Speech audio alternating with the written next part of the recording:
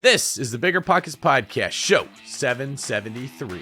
For a long time, I was trying to steal other people's why, to be honest with you. I was just trying to copy other people's why, which was, I wanna get to financial freedom, so I don't work anymore. If you see something is going on and you're not motivated for whatever reason, but more importantly, look into no BS why that is definitely linked to your core values in life. What's going on, everyone? This is David Green, your host of the BiggerPockets Real Estate Podcast, here today with my co-host, H. Wash. Henry, what's going on today? What's going on, buddy? Glad to be here with you. Yeah, and I'm curious, how many people have called you H. Wash over your life? I said that like it's unique. I'm pretty sure I'm not the first person to say that. Several people have called me H. Wash, but most people call me J. Wash because I actually used to go by JR as my name. And so J. Wash was my moniker for quite a while. So you became so famous and well-known, you didn't have to have a cool first name anymore. Henry would do. Fair enough. Total flex. Like, I'm so famous I can have a very boring name like Henry or David, and we could get away with it. I don't have to change it. But yeah, from J Wash to H Wash, the Henry Washington story. Make sure you follow him online at the Henry Washington? The Henry Washington. You want to see more? We also have a fantastic guest today. This was a true pleasure to interview our guest with Henry, Pasha Maleknia. He has what I call the full package. This guy has an incredible story that might even make you cry. He has the heart of a lion. He has the brain of a crazy mad scientist. He has tight systems. He has a great approach to real estate. He has a humble attitude. If you could design a real estate investor in a lab, it might be Pasha. And everyone is going to learn something from listening to this person as well, be inspired. Henry, what were some of your favorite parts of today's show? Yeah, Pasha is just a phenomenal human being. But what I love about his story is it really truly highlights the fact that this business requires a little bit of education and a lot of action. And he took massive action, after what he'll tell his story. And that massive action he didn't have every step of his path laid out before he did it. But he took the action and he learned along the way, and he had successes and he had failures. But I really, really want people to see that you've got to take the action, learn from your mistakes so that you don't repeat them, but don't be afraid to move forward without knowing every single step that's going to be laid out ahead of you. Yeah, Pasha tells some stories of mistakes he made. Henry tells some stories about mistakes he made. We didn't have enough time for me to talk about all my mistakes because these podcasts are only about an hour.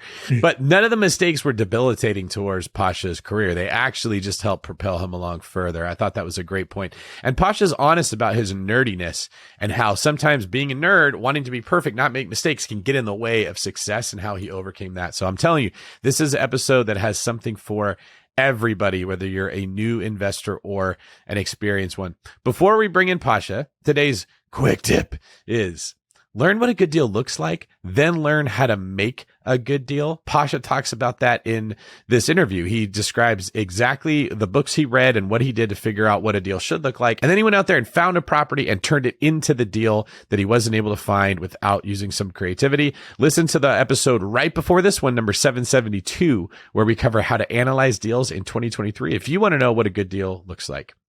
All right, let's get to Pasha. Pasha Maleknia, welcome to the BiggerPockets podcast. How are you today? Where are you living? And where are you investing? Thank you so much for having me today. I live in Northwest Arkansas, and I do invest in Northwest Arkansas. But recently, we are also looking into South California, as crazy as it sounds. Well, I can help you in South California, and Henry is a Arkansas boy. Is that how we got you here, Henry? Was this one of your connections? Yeah, man. Pasha, we've been obviously in the same network here, and met a few, probably about a year or two ago, just through some local connections here, and Pasha's a rock star in his own right, man. You guys are like a lion pride over there. And in a previous episode, I said if Henry was an animal, he would be a lion with his mane. And we just found out that Pasha's name means alpha lion, which is probably the coolest name any man could ever have. So we're off to a great start. I'm in good company right now. I'm liking this. I'll play the Rafiki to your guys' Lion Kings here. All right. So to bring our audience up to speed with your portfolio right now, Pasha, you're sitting on about 20 units with a mix of short-term rental, medium-term rental, and long-term rentals. You're cash flowing almost $70,000 a year, maybe a little bit more as of this morning. I understand you just closed on a deal or you're close to. You started investing 3 years ago. That's crazy. And you cannot pick a favorite board game. First question I got to ask, why can you not pick a favorite board game? That's a very good question, because there are so many of them and they're all amazing. So at some point, people were like, "Oh, you invest in real estate. You got to love Monopoly." And I was like, "That's okay," but there's so many better games. So right now I'm okay with just sitting back and just enjoy whatever games we play every time. So are you like a connoisseur of board games? Like, do you play them and rate them on a scale of 1 to 100? And maybe this could be like a website you could start where you... Do you have like a YouTube channel where you just rate board games experiences? Maybe, man. Maybe if we are full retired, we'll do that. But yeah, we actually get together a lot with a lot of... I mean, there are some of my friends that have like rooms full of board games. So we're never going to run out of it. Real quick, a follow-up question. You're looking at some places in South California. Remind us what encouraged you to start looking there. So BPCon was in San Diego, and my wife and I were there, and I was like, wait a minute, and it was like around like October, November, and like it was pretty cold here. And I was like, wait a minute, why are we like giving up half of our time sitting cozy in our home? Well, you can just come out and you can enjoy the view, and it's like 70 degrees. I mean, let's actually make this a goal and try to move here by the end of the year. So next year, which is going to be this year. So that's the plan. Henry, what did you think when you got to experience some of that San Diego weather? Oh man, I was born and raised in California, so I'm very familiar with San Diego weather. And every time we go, so like I've always said, if I was going to move anywhere out of Arkansas and stay somewhere else long term, it would be San Diego. It's just so expensive. But here's the catch: like the allergies are so bad here. Like my youngest daughter gets terrible like ear infections, and my wife's just like a wreck during allergy season. And like the second we get off a plane in San Diego, it's like magic medicine. It just all clears up. And so now I'm like, I just feel like this bad father husband for not getting my family to some place where the allergies aren't killing them. Logically speaking, you'd be a terrible person to not move to San Diego now that we've... That's about how I feel. So both of you and anyone listening, when you guys want to move to Southern California, let me know. I'll get you connected with our team and we'll help you buy there. When I was there for BPCon, I remember thinking, this is why I can't come here, because it's like the Bermuda Triangle. You do not want to leave once you get around there. It'd be a complete productivity killer. You just want to enjoy your life all the time because it's so nice there and nothing would ever get done. And the next thing you know, you're like, oh, I don't have any money I can't live here anymore because I haven't worked for like the last 4 years because it's so nice. So I guess passive income will allow you to live in San Diego. Otherwise, you got to be very focused, man, because that place is the Hotel California.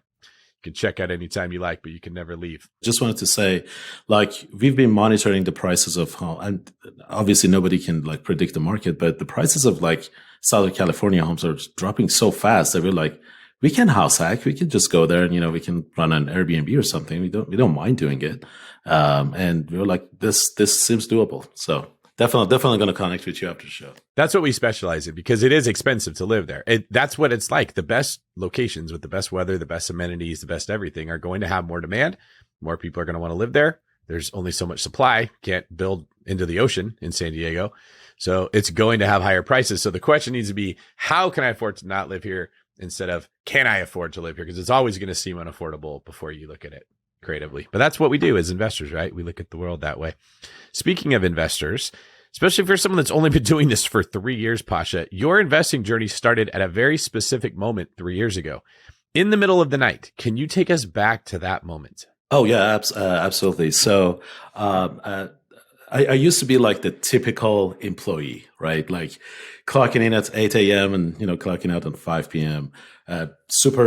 Super risk averse. So I remember when we wanted to buy our primary residence, we were like, okay, the worst case scenario is going to happen is going to be like, I got to get laid off. I mean, if I get laid off, and we better have like, 5-6 month of expense in reserve. So that was our big deposit of money. And that was, betting against the worst case scenario. And that was it. That was basically my life for years.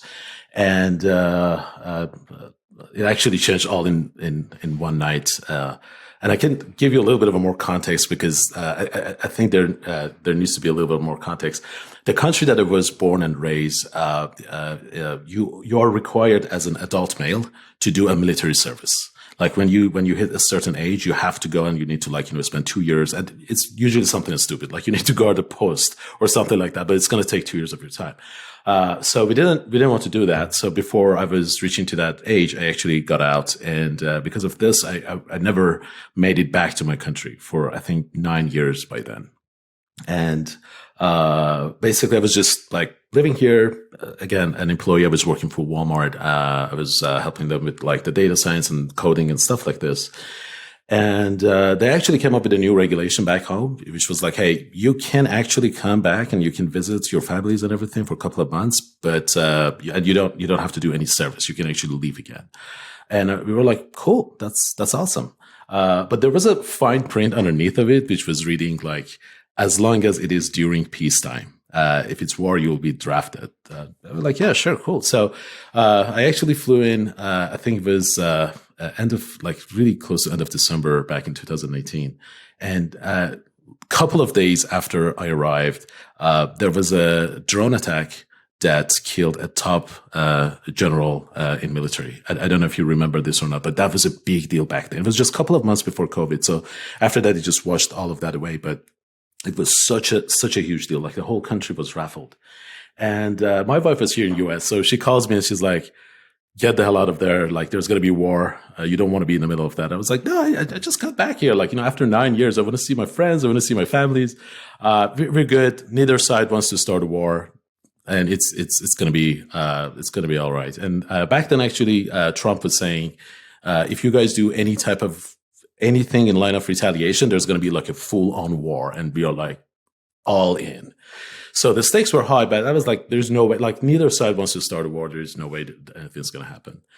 And I remember like I was sleeping and it was like at midnight and I see my phone is ringing and ringing and ringing and like someone is not giving up. So I pick up the phone and it's my wife and she tells me that Pasha, they actually launched a missile attack to an American base. And there's going to be war announced in the next couple of hours. So you have a couple of hours to get out of the country. And I was like, oh, crap. So I looked it up and it was true. And whenever something like this happens, usually they shut down all the commercial airports, because they don't want to get, caught in the middle of this. So I checked it out. Almost all of the airports were shut. There was one airport that was working and there were few flights going out of that. And I was like, okay, I'm going to take my chances. So I took one pair of underpants. I clearly remember that. I think guys can relate to that. A couple of credit cards, my passport. I didn't even say goodbye to my parents. I just took a cab and it was more than a couple of hours to the airport. So I actually took a cab to the airport.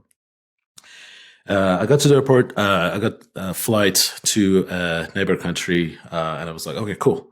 I think I made it. So, like I was all sweat and everything, just a backpack, and I just get into plane. I turn on my phone, and I just check to make sure that everything's good. Talk to my wife, and I read the news that shocks me to the core. Same airport, the previous flight, unfortunately, the flight that left, was shot down by 2 missiles and 176 people died right on spot, which is horrible. This is still one of the biggest catastrophe of our, recent history. And, I didn't know what to make out of it. I was just shocked. And, on top of that, I was in the same airport and I was going through the same direction that flight was going. And there wasn't a lot of information back then, but I was thinking there is a very good chance that I wouldn't make out of it. And I clearly remember I had like 8% battery charge or something. I didn't have a lot. And I was like, this could be my last 15 minutes. And if that's the case, what am I going to do with it? So I was like, okay, I need to get myself together. What am I going to do with this? So I was like, okay, because I was the one who was handling all of our financial in our home. I was like, okay, I'm going to schedule an email to my wife for 2 weeks, because I didn't want to just send her an email with all of our financial information and everything, because I knew she will freak out. So I was like, I'm going to schedule it for 2 weeks. So if I can't make it through. It's going to be 2 weeks. It's probably enough if something happens. She'll be pretty upset, but after 2 weeks, you probably go back and check your emails to check for the bills and stuff like that. And then she will receive this. Obviously, I told her how much I love her. And then I was like, okay, here's our like credentials to the bank. Here's our credentials to the stock. And here's like things like that to make sure that she has access to it. I want her to have access to everything I had, basically everything we had. And then I scheduled the email. And I remember if like just literally a couple of minutes later, the phone actually was out, drained. And then I thought to myself, and I was like, wait a minute. Like after 30 something years of like life, I'm just leaving behind like just a couple of months of expense. And that was it. That was nothing else. And, right there, I realized like I needed something else other than me. Cause I always assumed that I have infinite amounts of time available to me that I can trade in my employment with money to pay for my expenses. But then I realized I was like, I actually needed to have like a box, like another entity, like a box that can generate wealth that doesn't depend on me being around. Cause that's probably the most stupid thing to assume that I'm going to be alive for the rest of the eternity. So I needed to have, I remember I just imagined it as a box that just generates money regardless of whether I'm there or not. And I remember clearly that I was like, oh my God, the true cost of employment, specifically for corporates, is that you will use your prime time, you will use your peak performance for someone else, and you will basically make someone else's box bigger. And you do not use that, and the opportunity cost is huge, and you will not use that time to build your own box. And it's all because of the comfortness and, the ease of just that paycheck coming in, that you don't want to go out there in the rough and just build your own business, which is definitely going to be hard, but ultimately that's what you need. And I hated myself so much because deep down I knew that I had the potential to build it, but I never did it. Does that make sense? So it was like, I wanted to build my box. I knew I could, and I never did because I was just too comfortable with these paychecks that were coming to me. And I was just building and making someone else's box bigger. So I was like, I'm going to get through this flight. I'm going to build that box. Whatever it is, I had no idea what that should look like. But whatever it is, I'm going to bring something to life that's going to just generate wealth for my family, that even if I'm not around, they're going to just continue enjoying it. And then it's just going to be passed around. And, well, obviously I made it through, and the rest is history. So there was something about that being shocked out of your comfort zone. I may die. War may be happening. This predictable nature of life, wake up, go to work, clock in at 8, go home at 5, pay my bills, do a good job at work, keep Bob, the supervisor, happy. That was shaken by this reality that you're now staring at in the face. And something about that brought out this desire that you knew you had inside, this potential that was there that had just been kind of living dormant this whole time. Absolutely. Like after that, now I had a blazing why I need to do something like this. Like before that, I came across like the concept of fire a couple of times. Like it wasn't like I was completely like not attuned to it. It wasn't resonating with me because I was just under the wrong foot. I was just like so blindsided to the fact that like life, like everybody has a very fragile body and you could easily die, and nobody has promised you your next minute. But you need to have, are you comfortable with not living the box for your family or the ones that you love? And I was not. And it killed me that I never saw that it was all in front of me. A lot of people don't get, they don't get time after their wake up call. And what I mean by that is you might get a bad diagnosis, right? Or you might get some bad news. And typically, a lot of times it doesn't come with a lot of time afterwards. You were fortunate enough to have your wake up call when you potentially had some time, and you immediately started acting on it. And I just, I want to commend you for that, because again, like a lot of people go through these things and they think, oh, if I can only get through this, I'll be the best version I can ever be. Right. So how did you, what did action after you had that epiphany look like? Oh boy. I remember, Henry, when I got off that plane, it might sound a little bit cheesy, but that's true. Like when I got off that plane, I was a different person. Like I was like, I'm going to take this and I'm going to run with it. So I started looking around, like I didn't even know what it was called. And then I realized it's called passive income. And I was so far away from this world. Like I'm a coder in core. Like I'm a nerd. I'm a geek, whatever you want to call it. It was such a distant world to me. But when I started looking it up, but I was working in real estate department, so I was kind of in that world, but not really. So when I started looking it up at different venues and everything, I actually came across a good friend of mine. His name is also Brandon, and not Barry Brandon, but Brandon is also a great friend of mine. And he actually introduced me to BRRRR, and I was like, "What is BRRRR?" And I was like, "No, you say BRRRR. You don't just like read it like that." So, okay. So he added me to a Facebook group. It was called like BiggerPockets fans, and I was like, are these? At first, I thought it was like a clothing company or something, and then I was like, okay, what is BiggerPockets that has like BiggerPockets fans? And I looked it up, and I was like, oh my god, this is so amazing. So like I ordered like, I don't know, you can see like half of them here. Like I ordered like, I think $20 from BiggerPockets store. And I was like, I'm going to read through every single one of these. And, I probably picked the worst first book to read, by the way. Which book do you guys think is the worst first book to start with? I just want to know your opinion before telling you what that was. Of the BiggerPockets books? Yes. BRRRR would be a little confusing if you didn't know anything about real estate investing at all. Long distance real estate investing, basically both the books I wrote, I can see not super great for beginners. What do you think, Henry? Would you Raising Private Capital? That's a very good guess.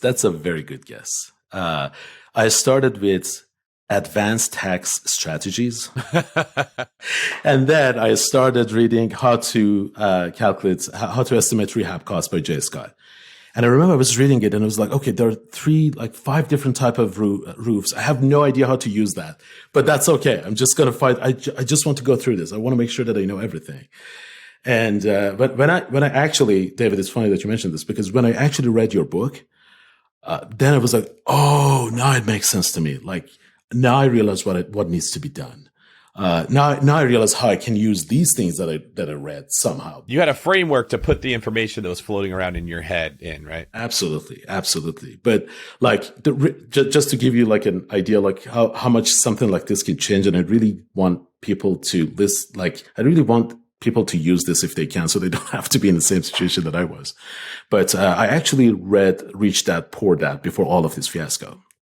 And I remember it was such a boring book to me. Like I was like, who cares? You were in you were a kid and you were in retail. So just get me to the point. Like I was in a completely different type of mindset. Right.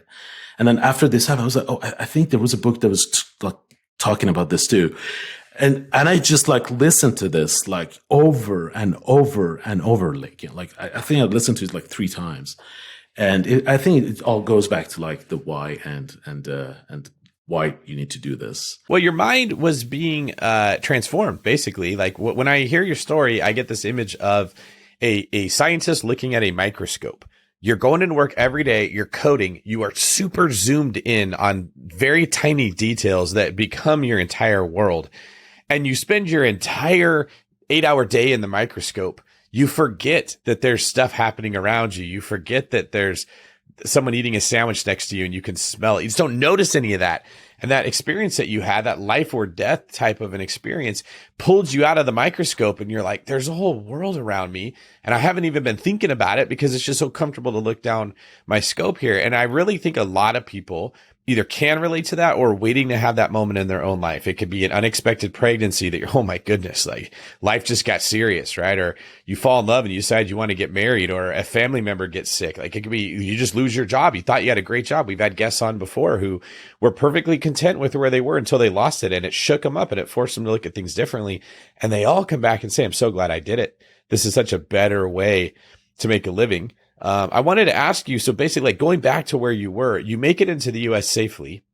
You are all in on using real estate investing to generate wealth. You get pulled into our world. You understand the BRRRR method, and the fashion brand BiggerPockets becomes your preferred type of clothing. And you're listening to these podcasts. You're sucked into the world that Henry and I live in. Walk us through your first deal. How did you find it, and what was it? Absolutely.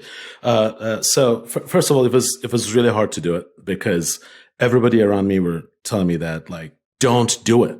Like I had friends actually stopping by like at 10 p.m. and they're like, I couldn't stop thinking about like saving you. Don't do it. And I told them, I don't care. I just need to build a box. Like, even if it's the worst time to build a box, I want to build a box. And I think you should do it too. But then, I think there was a duplex coming up. Henry's, familiar with that neighborhood. It's actually near downtown Bentonville, an area that actually got a lot of attention.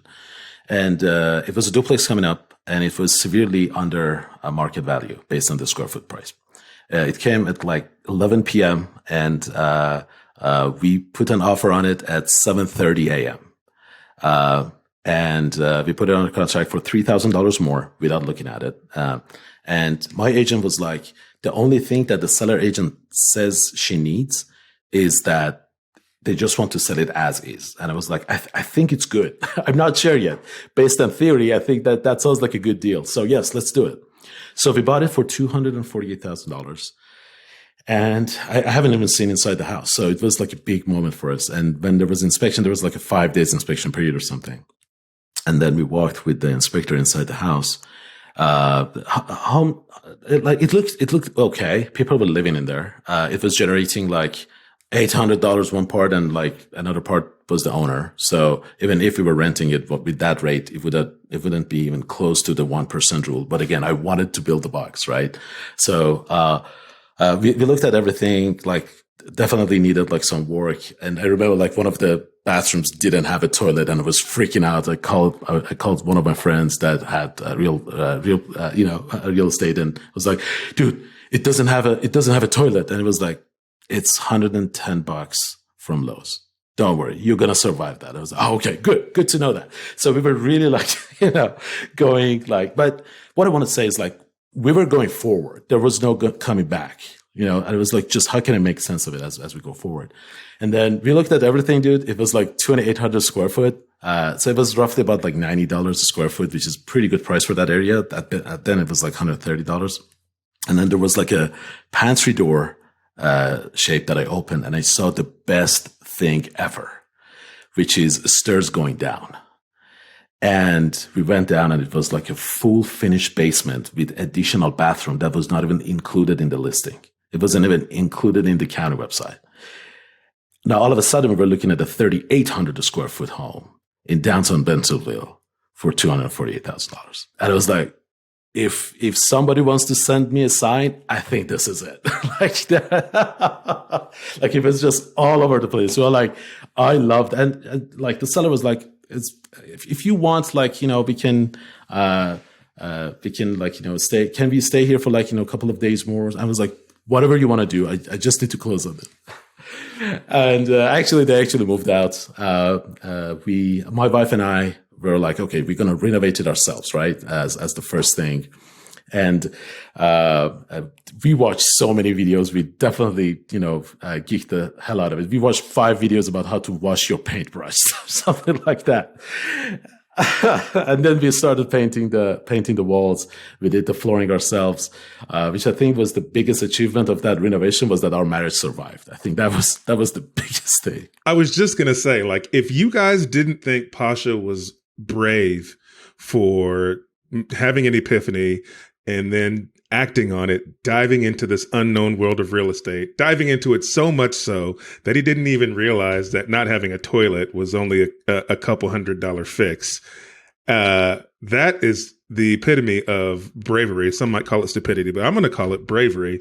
If you didn't think that was brave enough, he then decided to test his marriage by doing a DIY renovation on the first one. You were expecting that HGTV experience where your wife's so happy and she's like, "Oh my God, look, I did the paint," and you're like, "Oh my gosh, that's so good, babe." And the two of you are bonding with this like cute pizza box in the background as you're like wiping paint on each other's face by. Oh, absolutely not. Pasha, where did you put the brush? That was a $20 brush. I was like, oh, shit, sorry, mate. You're not using the right form. The video showed elbow up first. Like you're getting your Mr. Miyagi on trying to tell him how to paint the fence. Yeah, that's exactly. Real estate has probably caused more unsolved murders than anything else when it just comes to these, like how high stress levels can get in. Like, yeah, that's a great example. So was there a point there that you realized like we're not doing this anymore, or did it get better? Right after that, we just renovated one side of the duplex. We were like, okay, good, lesson learned. We're not going to do it anymore. We're going to hire somebody to do it. This is stupid. Like we can't just do it ourselves. I had a very similar story when we decided to paint our kitchen cabinets together for the first time because I didn't want to spend the $2,000 or whatever it was to paint the cabinets. It took us like 3 weekends. We were fighting about it. I finally called the painter. The painter had them done in like 2 hours with the spray gun. And I was like, never again will I do anything. I've had the same moment. I love it. That is, I mean, it's so true. I hear people say all the time, why pay someone if you can do it? And they're revealing that they do not understand how learning curves work. That is a 2-hour job for a painter with experience and skill and tools and resources. That is a 3-week job for the person. Now, here's the good news. After you get done doing it the first time, the next time it won't be 3 weeks. Maybe it'll be 1 week. But then it's going to be a long time before you get to where you can do it in 2 hours, right? And meanwhile, you haven't made any money buying deals or doing the thing that you're good at. So I agree 100%. Like sometimes you have to get in there and try it your own way. Here's your jujitsu analogy for the day. Everybody always shows up at jujitsu class and they hear the instructor showing them the technical way to do it. And it's just a pain in the butt, to be frank. Like it's puts you in a position where you're a little bit uncomfortable. You're having to like hold a pose, for lack of a better word, that your body doesn't like. You're like, nah, I can just do this. This will work just fine.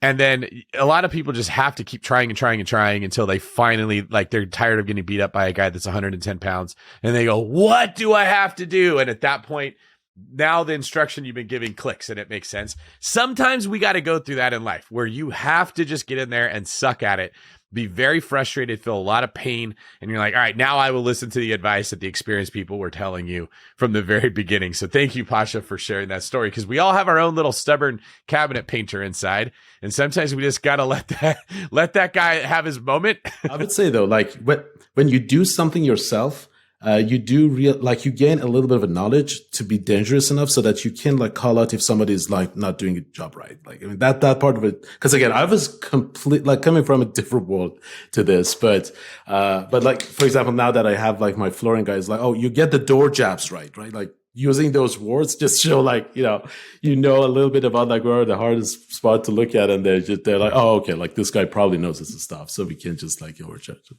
All right, Pasha. So you learned from sweat equity. You put some time in there. Your marriage survived this. Congratulations on that, man. Hats off to you. We don't need any more divorces in this country. You're now sitting on a property that has been rehabbed and has an ARV of $600,000. Is that correct? Correct. So we actually rented it and then we we refinanced it. The first time it came back at $420. It was right after we added those things, and then we refinanced it again when the prices went up, and it was like, about $600,000. So we were able to lock it down for like 2.75, I think, for 30 years fixed, which is. What kind of loan did you use to buy it originally? What was what? Conventional loan. So my very first purchase was like using a conventional loan to buy it and using a conventional loan to refinance it. And we just literally just put like 20% down. Remember the 6 months cost of living expense? Like we were going all in. Now you're right. There's definitely some whiff of craziness to it. I totally agree with you, but we actually used that money to put down. And then, I used a method that I call like negative interest rates, for the renovation. So the $60,000 that we spent on the renovation was primarily coming out of our basically playing with the credit card world. So utilizing credit cards. And again, just a disclaimer, this is one of those things that you really want to be good at. And if you are not disciplined, it's going to come back and it's going to like hit you 10 times fold. But we basically just open credit cards with like 0% interest rate with sign up bonuses. And we were just using that.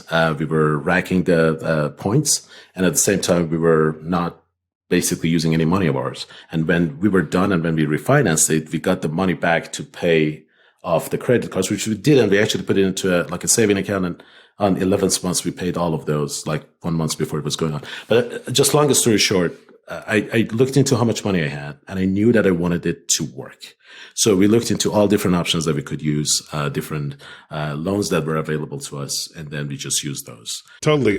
You talk about the credit cards. I'm glad you made the caveat, because absolutely, if you don't have the discipline, that you can end up taking what is 0% interest and turning it into 24% interest very fast. But I did a very similar thing. I used my 0% interest credit cards to pay for my first marketing campaign to get my first deal. So I went all in there as well. So you mentioned you bought it with the conventional, you refied it with the conventional, but then it sounds like you learned more about different strategies. So what other strategies are you using or have you used to continue building your portfolio? Yeah, absolutely. So right after we were done with the renovation of this duplex, and it's just a side note, one of the things that we do whenever we want to start a project right now as part of our step-by-step system is that we introduce ourselves to all the neighbors around the home. We give them our phone number, contact, and we tell them, hey, we are going through a renovation for this property. If the noises are high or something, you have our phone number. You can reach out to us directly. Which by the way is great because you've got a lot of set of eyes on your property. So, there was a lady that was our neighbor that came to us and, she was like, well, we want to sell this property that we have. Do you want to take a look at it and maybe buy it? And by then I actually had finished how to raise capital, book and all of that. And I was like, yeah, I do. And, we talked to her about seller financing. Unfortunately, it wasn't the case for her, but then I knew that I could use that. And then I used, construction loans, which is basically when banks come over, take a look at the property and they loan you the money based on ARV, not based on your purchase price. So we basically put together the plan that we had. It was a beautiful 3-bedroom, 1 bathroom that needed a lot of work. And our plan was to turn that into 5-bedroom, 2 bathrooms. And we were actually adding a square footage to the home. So the ARV was higher. The bank looked at it and they were like, you seem like you know what you're doing. So we're going to go with it. They lend us the money. They lend us the construction money. And same thing. When we were done, we basically refinanced it again, get the cash back. And we actually turned that into an Airbnb. So I think it's like BRRRR than BRRRR. But it's been that property is also working absolutely amazing. Thank God. I really, really like with the BRRRR method when people add square footage to the home, especially if it's a small home. If it's a 3,000 square foot house, adding more square footage has diminishing returns. But this doesn't get talked about enough because for a long time when we first started teaching BRRRR, it was just buy an ugly house, make it prettier, pull your money out. It was simple. And then as more people learned about it, more people got into real estate investing, competition increased, became harder and harder to find those deals that just needed a facelift or just needed the cabinets to be painted where you could spend $2,000 on a painter and increase the value by $25,000. You had to get a little more tricky. And now we're at the point where it's much better to go find a 1,200 square foot house in a neighborhood full of 2,200 square foot homes, literally make it bigger, makes it very, very, very difficult for the appraiser to give you the bad appraisal. You just have to have a little bit more construction knowledge. You have to have a little more creativity. You have to have a little bit more understanding of how the permit process works with cities. It's definitely not as fun, but is very profitable. So I love hearing that. And when you talked about your surprise basement, that just gets me going, man. I don't love anything more. It's better than reaching into your coat pocket and finding $100 bill that you forgot about.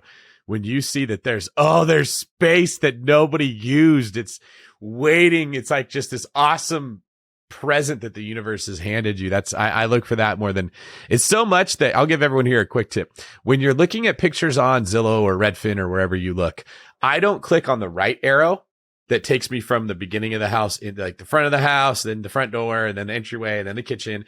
I click on the left arrow I want to see the backyard, and I want to see all the ugly pictures the realtor wants the normal person to see last. That's where I see, oh, look, they have framing, but no drywall. It's not finished. Oh my gosh, they have electrical outlets already run. They have plumbing and drainage that's already run, and all that. That's where those pictures are going to be. And I almost don't even look at the house unless I see that. Do either of you guys have a similar experience when you're analyzing properties? You look for the same thing? Oh, absolutely. Absolutely. You said it right, 100%. I love looking for it. And so right along with this, when I'm browsing properties, the first thing I'm looking for, I love seeing houses that have sunrooms, that have formal dining rooms, or formal living rooms. And so what I'm looking for, especially sunrooms that aren't heated and cooled, like you can see them, but they're not included in the heated and cooled square footage. Cause then I can take, and if it's already under roof and over the foundation, but it's just not heated and cooled, I just have to figure out a way to get a run from the HVAC in there. And then I can put flooring and insulation in the walls, and boom, I've added heated and cooled square footage without having to knock down exterior walls and build additions. And so you can find value. I like the formal living and dinings because most people don't use them anymore, and you can take those and easily convert them into bedrooms or bedrooms and bathrooms. And it doesn't cost a ton. Again, you're not adding square footage, but you're adding value by adding bedrooms and potentially bathrooms. So what you can look for is, when you're browsing, look for homes that have larger square footage footprints than the bedroom and bathroom count would indicate, right? If you see a 3-2, 1,500 square feet, that's about normal. But if you see a 3-bed, 2-bath with 2,200 square feet, 3,000 square feet, now you know there's some extra space in there that you can add value to under roof.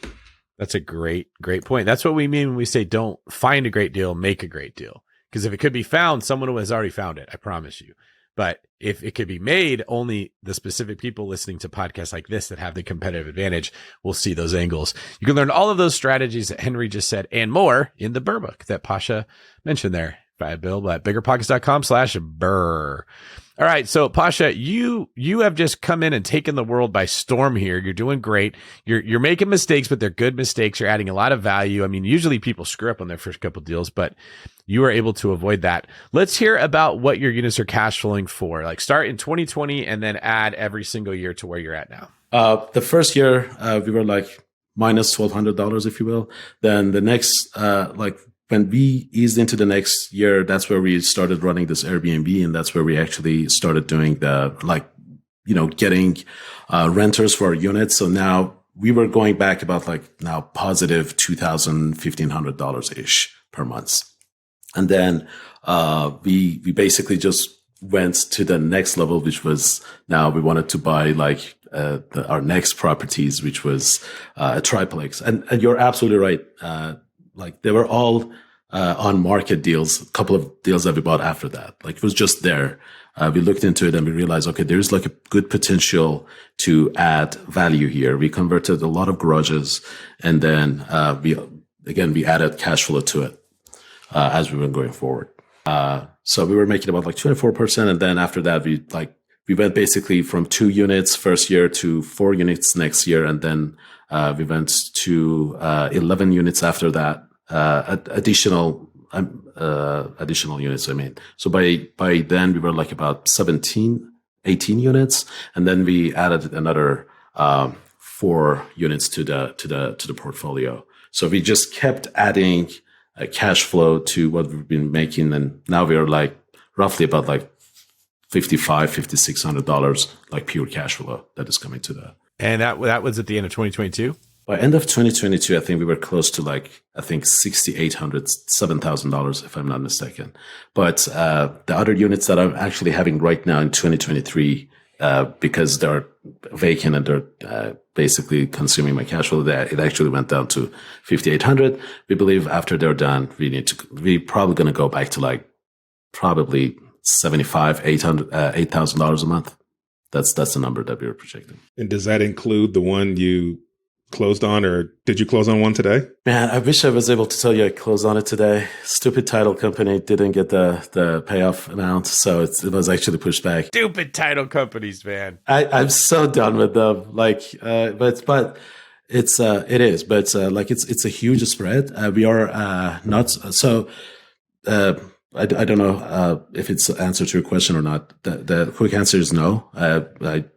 Those deals that we are closing right now, especially because of the interest rate, we are kind of changing our strategy a little bit, and we are basically going after homes that are cash flowing to hold, and those homes that are not cash flowing but we can sell. We capture the equity, and then for the other homes that we like to hold, but they're like just right at the edge of cash flow positive, negative, we use that money to lower down the loan amounts that we're getting to make them cash flow positive. And then basically we open a line of credit so that we have access to that cash, but we basically park it inside those homes to make the cash flow work, sort of, if that makes sense. Because we immediately realized we were giving up on a lot of deals just because they were not cash flow positive. Because the deal flow was working. Like we were seeing a lot of deals, but they were like, wait a minute, we can wholesale these deals, or we can actually sell these deals. We can flip them. Awesome. Thank you. What I know about Pasha is, so when he said he was a nerd, I already knew that. Because Pasha, every time I would meet up with Pasha, he would talk to me about some new bot or program that he was running in the background of something that was scraping somebody's data and bringing him all this super magic information and helping him to buy deals or manage things. And a lot of it, even me being a data and a techie guy, would go over my head. But Pasha's just super duper smart like that. But now you've actually taken this technology passion you have and you've married it to real estate, right? And so talk to us a little bit about how you've created systems and automation through your nerdy background. So as you mentioned, like, you know, in nature, you can lock me in a room and you can just put food at the door and it will give you code.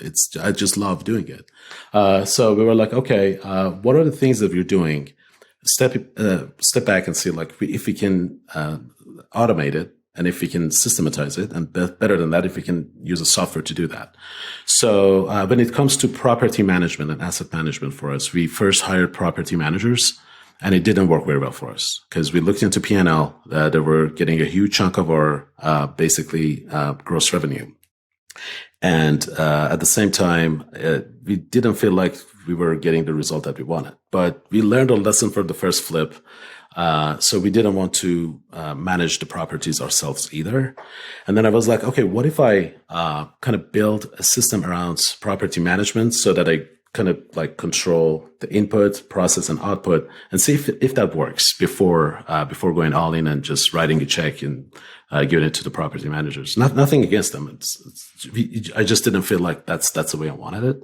So we used softwares to collect money to process the maintenance tickets. And I was like, well, I don't have to be involved in any part of this. I can just basically hire a virtual assistant that will look into that, and they will just connect, the problem to the vendor. And then after we did all of this, I was like, well, why don't I just automate the rest of it?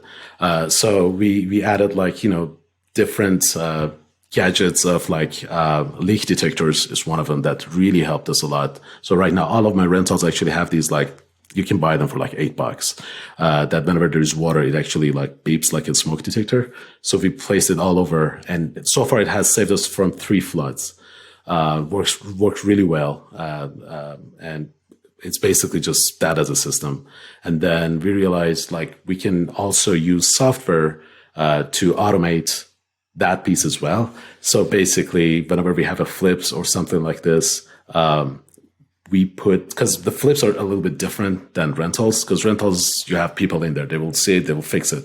Flips, you're not there. So if something bad happens, like if there's a flood damage, it can cost you $8,000-$9,000. It can easily eat through all the profits that you were looking into making, a good portion of it. So I think I haven't seen the solution out there, but I'm pretty sure somebody can listen to this and build it. Or I can just try to share the code or make it a little bit more friendly. But basically, there are leak detectors that connect to the Wi-Fi. And whenever there is water, there's an API handle that they will just push to the server. So you'd be able to basically have an app that connects to it, and whenever there is water in, like, let's say unit 1. And then there are devices that can like shut off and shut on, shut off and open water valves that you can just put right into the water that's coming to your house. And basically it's just going to be simple as whenever there is water detected, if it is like in an hour that nobody's working there, then just shut off the main valve, send me an email so I know what's going on. I can set a contractor the next day. So, it doesn't really damage the property that you've been working on, because that happens a lot.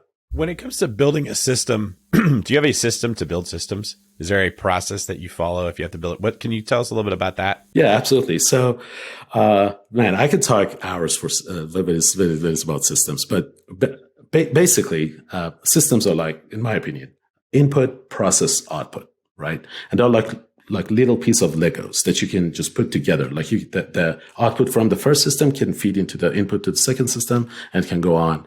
And if you can actually build this together to kind of customize it to the need that you want.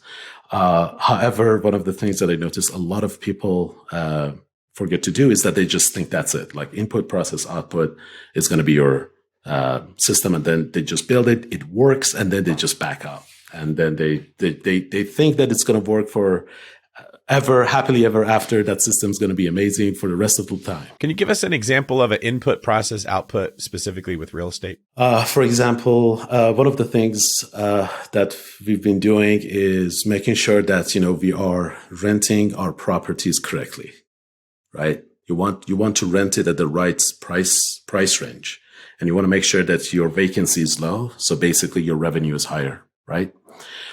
So as I mentioned, we don't use property managers, and we have a rule that I shouldn't do anything other than building a system for my system to manage the properties. So one of the things that we had was like, what if I have a system that walks a person through how to set up a listing, put it on the market, do the advertisement, do the application process, and be done with it, basically. So we built that learning material. It's called knowledge base. I don't get into much detail of it, but basically that system is, we have a property. I just tell my VA, this is the listing. Just go set it up. And if everything works fine, we already have the pictures. The process is basically putting it on the market, on Zillow, Facebook, different places. And output is having that place rented by a decent renter.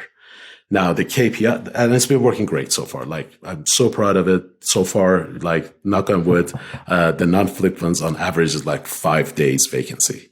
But the KPI here will be, if the vacancy of the property went higher, what is this system going to do again? And so, for example, in this case, is if our vacancy goes after 10 days, what did we do wrong? So it needs to go back to the process. Maybe it's pricing, maybe it's not advertised correctly, maybe it's the time difference. But whatever it is, me as a business owner need to design a system, feedback system, that can come back and update the process so that this doesn't happen again. Hopefully I answer your question. Didn't make you. Pasha, this has been awesome, man. This, I think, is one of our the better shows that we've done. You have an amazing story. You have a great approach to real estate. You have a voracious appetite to learn. You have the heart of an alpha lion and getting out there and getting things done. And you can build systems. You are the complete package. We are talking about the LeBron James, the Tracy McGrady, the Paul George. You've got it all, and you are doing great with only 3 years into your investing career. So we are definitely going to have you back on again, particularly to hear more about systems and how other investors that love real estate, but probably don't love the chaos, the mistakes, the time consumption, the stress that comes from not having systems and trying to operate without a tight, clean approach, can really benefit from what you're doing. So thank you very much. Any last words before we get you out of here? The only thing that I'm going to say is, if you, it's just like a piece of advice I would say, that if someone is listening to this and they are still thinking that, I don't want to start, I don't want to do it, that's absolutely fine. I would just say, go back and visit your why. Because for a long time, I just I was trying to steal other people's why, to be honest with you. I was just trying to copy other people's why, which was, I wanna get to financial freedom, so I don't work anymore. It wasn't I love my job. I still work for Walmart because I love it. I love coding. I love building system. I love automating stuff. It was just not resonating with me. So it wasn't like hot enough to, keep me standing, keep me, up during the night to think about how I can do this better. It was just not my why. And what I would recommend is if you see something is going on and you're not motivated for whatever reason, one, look into psychological problems. I mean, maybe you have ADHD or something like that. But more importantly, look into no BSY that is definitely linked to your core values in life. And if you can get that part right, like you need to fight yourself. It's not an easy thing to come up with a very good why.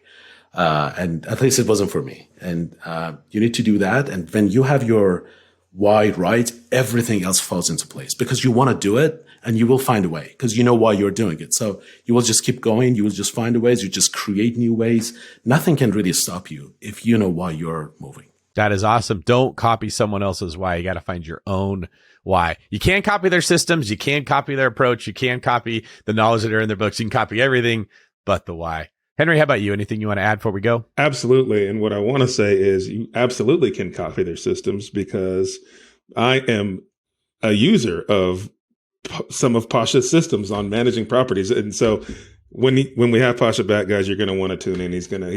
He literally set a goal this year to never have to go to one of his rental properties for anything. And I was like, well, that sounds interesting. And so we've been implementing that as well. So he's very good at building systems and they work. Thank you. Appreciate it. Pasha, thank you very much. We will have you back. If people want to find out more about you, where can they go? I'm actually on Instagram right now, Techie Real Estate, TECHIE Real Estate, all one word. And thank you guys so much for having me on the show. Tell me you're a nerd without saying the word nerd. Techie Real Estate. I love it, man. That's perfect. Good thing that you're an alpha lion to balance out that nerdiness, man. Great job. It was great meeting you, Pasha. Thank you so much, sir. Really appreciate it. Thank you, Henry. Thank you, buddy. This is David Green for Henry the Lion King Washington, signing out.